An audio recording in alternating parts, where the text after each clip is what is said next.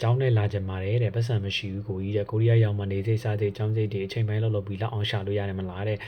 ဟိုအိမ်ကပတ်စံပေးကြမလို့တော့မလားပေါ့နော်ကိုရီးယားကိုရောက်လို့အချိန်ပိုင်းအလုံးမလုံးခင်ပါတော့ဒါပတ်စံဘယ်လောက်ယူပေးရမလဲဆိုပြီးတော့ဒါသူမေးထားပါတော့ဒီမေးခွန်းကိုမဖြေခင်မှာကျွန်တော်ပထမဆုံးပြောချင်တာကျွန်တော်လည်းဒီမှာရောက်တာမကြသေးဘူးဖြစ်တဲ့အတွက်ကျွန်တော်ရဲ့ဒီအတူအကြုံပေါ်မှာမူတည်ပြီးတော့ကျွန်တော်မြင်မိသလောက်ထင်မိသလောက်သုံးသပ်မိသလောက်ကိုပဲကျွန်တော်ဖြေပေးချင်တယ်ပေါ့နော်ဒါဆိုကျွန်တော်ရဲ့ဖြေရပြည့်စုံပါမယ်လို့တော့ကျွန်တော်မပြောဘူးပေါ့နော်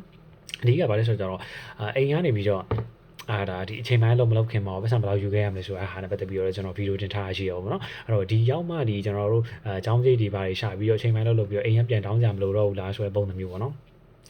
တော်တော်များများပေါ့နော်ဒီကိုရီးယားရောက်တဲ့သူတော်တော်များများပေါ့နော်အကြောင်းနဲ့လာတဲ့သူတော်တော်များများကတော့ဒါအချိန်ပိုင်းလောက်ပြီးတော့ကိုယ့်ဟာနဲ့ကိုယ်တော့ဒါကာမိတဲ့အနေအထားတစ်ခုထိရှိရပေါ့နော်ဒါပေမဲ့ကျွန်တော်ကယတိပြတ်တေချာပေါ့အတိအကျကြီးဖြစ်မယ်လို့တော့ပြောလို့မရပါဘူး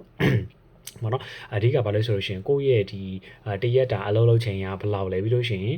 ကိုယ့်ရဲ့နေ့တက်နေတဲ့အကြောင်းအောင်ဘယ်မှာလဲမှာဆိုလာဘူးဆမ်းမလားအဲ့ဒါအောင်မှကျွန်တော်တို့ကတက်နေတဲ့အကြောင်းစိတ်တွေကလည်းတစ်ကြောင်းနဲ့တစ်ကြောင်းကညီများချင်းမတူပါဘူးအဲ့ဒါအောင်မှပြည့်ကြကျွန်တော်တို့အပြင်ဆောင်နေရလားပြီးရှင်ကျောင်းဆောင်မှာနေရလားပြီးလို့ရှိရင်လူတွေတူတယောက်နဲ့တယောက်ကဒီနေထိုင်တဲ့ lifestyle မတူပေါ့နော်တချို့ကအသုံးဆွဲကြီးရရှိရတချို့ကမုံစားရရှိအပြင်စားရတာကြီးရစသဖြင့်တယောက်နဲ့တယောက်ကဒီကျွန်တော် personal behavior လို့ခေါ်တယ်ပေါ့နော်အဲ့အပြုတ်မှုတွေမတူတာဖြစ်တဲ့အတွက်ဥပမာကျွန်တော်တို့မှထားပါဒီတယောက်ကတစ်လောက်ကြာ1မှာ3သိန်းကုန်တယ်ဆိုပေမဲ့တယောက်က3သိန်းကုန်တာလည်းဖြစ်နိုင်တယ်2သိန်းကုန်တာလည်းဖြစ်နိုင်တယ်အဲ့တော့ကျွန်တော်အဓိကဘာလဲဆိုရှင်ကိုယ့်ရဲ့ဒီကျောင်းတည်နေရ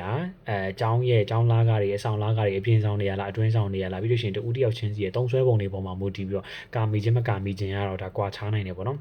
ဒါတော်တော်များများတော့ထားပါတော့အိမ်ပြန်ပို့တာပမာဏနည်းတယ်ဆိုရင်တော့ကိုယ့်ဟာနဲ့ကိုယ်တော့ကာမိနိုင်တယ်ပေါ့နော်အဓိကဒီရောက်လို့အချိန်ပိုင်းလုံးမလုံးခင်စကြမှာပတ်စံဘယ်လောက်ယူခဲ့တဲ့လဲဆိုလို့ရှိရင်ကျွန်တော်အမြင်ပေါ့နော်ဒါကျွန်တော်ရဲ့သုံးသက်မိသက်လောက်အထင်ဆိုလို့ရှိရင်တော့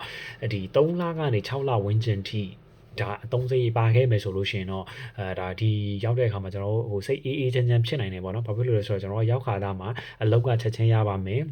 ဒီမှာအချိန်ပိုင်းအလုပ်တရားရပါမယ်ပတ်စံတွေလည်းတန်းဝင်ပါမယ်လို့ပြောလို့မရအောင်ကျွန်တော်ပြောသလိုလူတွေမှာတူတည်းနဲ့တယောက်ကလေကံတရားတွေအကြောင်းတရားတွေကျွမ်းကျင်မှုတွေမတူကြပါဘူးအဲ့တော့ကျတော့သူကရောက်တာနဲ့အချိန်ပိုင်းအလုပ်တန်းရရွှေမယ်ကိုယ်လည်းကြလည်းရချင်မှရမှာပါเนาะအဲ့လိုပြောလို့မရဘူးပေါ့เนาะအဲ့တော့ကျဘာလဲဆိုလို့ရှိရင်အိမ်ကနေပြီးတော့အနေဆုံးဒီ3လစာကနေပြီးတော့6လစာထိပါခဲ့မယ်ဆိုလို့ရှိရင်တော့ကျွန်တော်တို့စိတ်အေးအေးချမ်းချမ်းဖြစ်တာပေါ့เนาะအဲ့တော့အနေဆုံးဘယ်လောက်ထိပါခဲ့မယ်ဆိုလို့ရှိရင်တော့150ကနေပြီးတော့200ဝန်းကျင်ထိပါခဲ့မယ်ဆိုလို့ရှိရင်တော့ပိုကောင်းတယ်ပေါ့เนาะအဲ့တော့ကျတော့ဟိုအိမ်ကနေပြီးတော့ပတ်စံလုံးဝမယူလာခဲ့ပေမဲ့ဒီရောက်မှအချိန်ပိုင်းလောက်ပြီးတော့ဖြည့်ရှင်းမယ်လို့ပြီးတော့အဲ့လိုမျိုးပုံစံမျိုးနဲ့တော့လုံးဝအကြံမပေးပါဘူးเนาะအဓိကတော့ဗာလဲ3လစာကနေ6လစာထိပါခဲ့မယ်ဆိုလို့ရှိရင်တော့ဒါ